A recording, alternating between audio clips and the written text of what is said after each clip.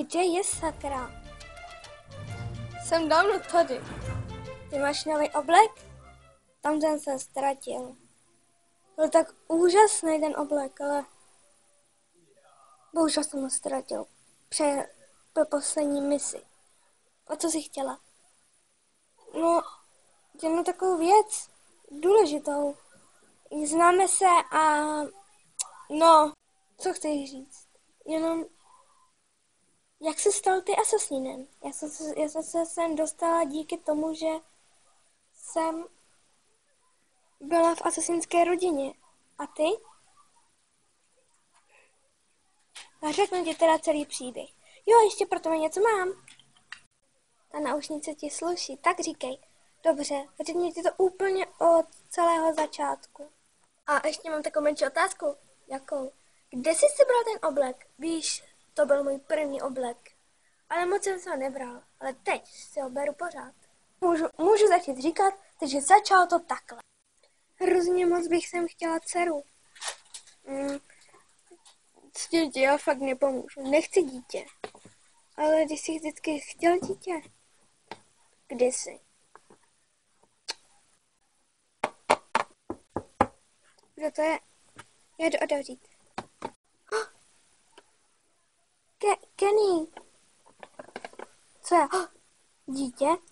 Jo, a je tam k němu i dopis. Pojď, dáme ho radši k nám domů. Tak jo. Kouknu se na ten dopis.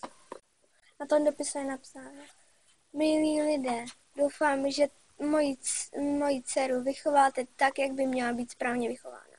U nás být vychována nemůže, protože je velmi špatná situace. Moment, jenom se to takhle sama. Prosím, chci, aby z ní byl dokonalý asasín. Toť vše. Znak asasínu. To je asasínské dítě. Nesmí se dozvědět, že do té doby, než jí nebude 18, nesmí se dozvědět, že to je asasínské dítě. Ale za první musíme jí někam dát pelech. Co to je? Asasínský oblek? Jdu ho schovat.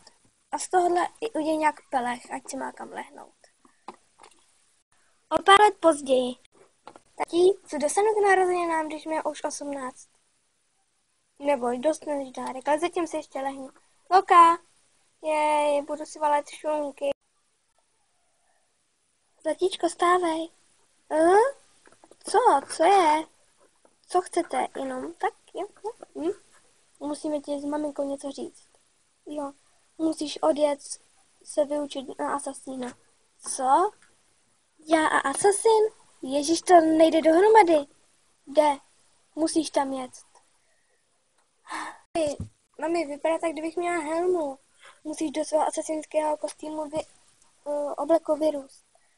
Musí se jí tam vyučit. Dobrá, tak jdu. Jak se vyučila velkým asasínem?